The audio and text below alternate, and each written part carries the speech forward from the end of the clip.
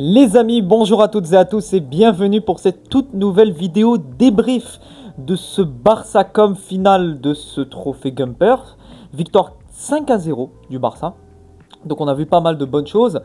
Évidemment, c'est la reprise pour le Barça. Ça sera également la reprise pour le Real Madrid. Ce mardi, je ferai un débrief pour le match du Real Madrid qui se déroulera en Autriche. Donc le débrief sortira dans les alentours de 20h30, 21h.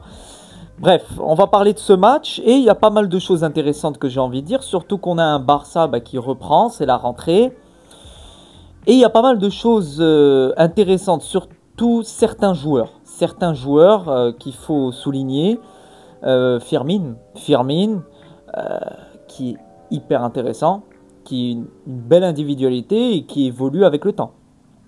Et il y a même une question qu'on doit se poser à certains moments. Est-ce que Firmin pourrait prétendre à une place de titulaire au Barça l'année prochaine par rapport, face à des Olmo ou à d'autres joueurs comme Gavi, etc., etc. Il a fait un excellent match, il a proposé offensivement, il a su apporter une plus-value offensivement justement, avec Yamal sur le côté qui s'amuse comme d'habitude. Ce mec, tu peux le critiquer sur son caractère qui peut énerver parfois, même beaucoup. Tu peux le critiquer également hors terrain, mais sur terrain, il répond présent. Donc s'il répond présent, c'est le résultat qui compte. C'est sur le terrain que ça compte. Donc il a marqué 2 beaux buts. Il a également bien été déstabilisateur sur son côté. Rafinha qui a également fait un bon match. Bref, ce Barça a géré ce match. Sur cette première mi-temps, ils ont su massacrer comme. Ils ont su les gérer comme il le faut. Comme n'a vraiment pas été dangereux, on va dire honnêtement. Et ce Barça se rassure pour le match la semaine prochaine face à Mallorca qui sera le début de cette nouvelle Liga 2025-2026. Il y a des choses intéressantes que j'ai envie de souligner aussi. C'est qu'on a un Barça qui, encore une fois, remet l'accent sur cette défense haute, remet l'accent sur une défense avec un certain piège à hors-jeu. Alors il faudra faire attention parce que c'est une défense qui devra se réhabituer, vu que Inigo Martinez vient d'être annoncé à Al Nasser et a quitté le Barça. Donc ça donnera des opportunités pour d'autres défenseurs comme Araujo, Christensen, évidemment s'il n'y a pas un départ d'un des deux. Donc on a retrouvé ce Barça avec ses mêmes mécaniques, avec une défense très haute, avec un certain piège à hors-jeu où Com est tombé très facilement dans ce piège. Et également un pressing. Rafinha qui incarne vraiment le pressing de Barcelone. On a un Rafinha qui presse constamment. Et c'est vraiment l'attitude que j'ai envie de voir d'un Vinicius ou d'un Mbappé la semaine prochaine et les semaines qui viennent au fur et à mesure que les matchs avanceront.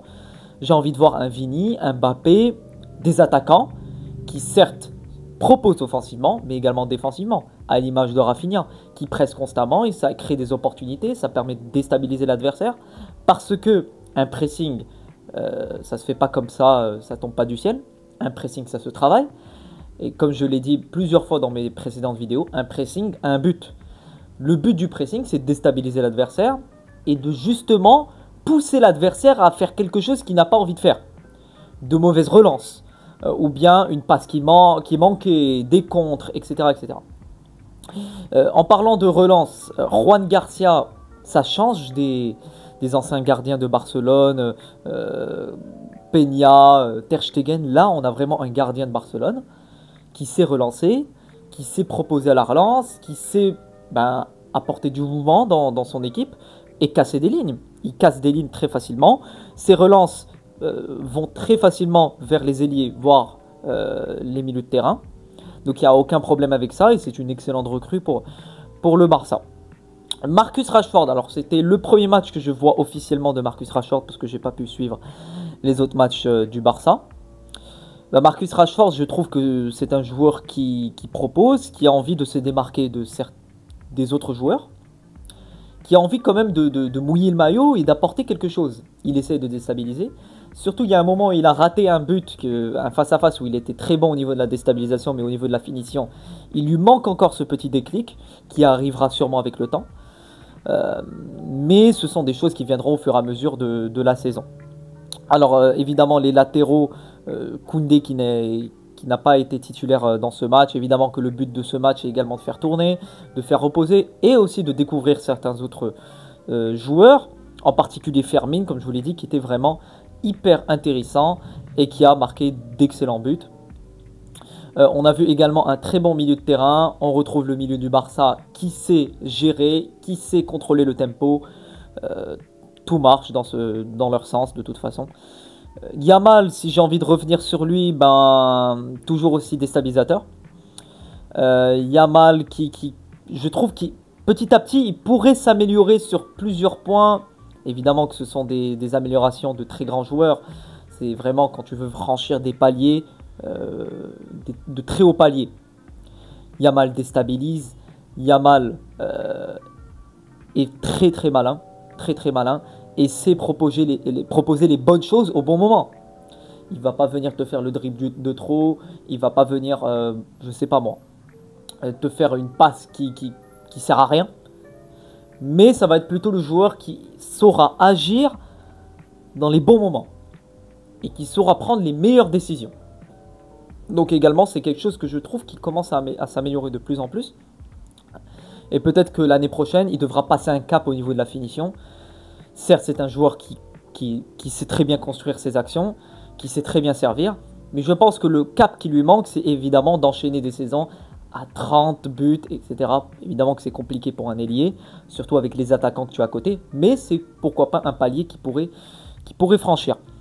Donc voilà les gars pour ce match. Honnêtement, c'était un bon petit match. Certes, c'était un trophée à gagner, mais je considère plus ça comme un match de pré-saison avant Liga. Donc c'était intéressant de voir. Et certes, on va dire comme quoi c'est mais quand même, on retrouve encore une fois les bases du Barça qui ne sont très clairement pas démolies.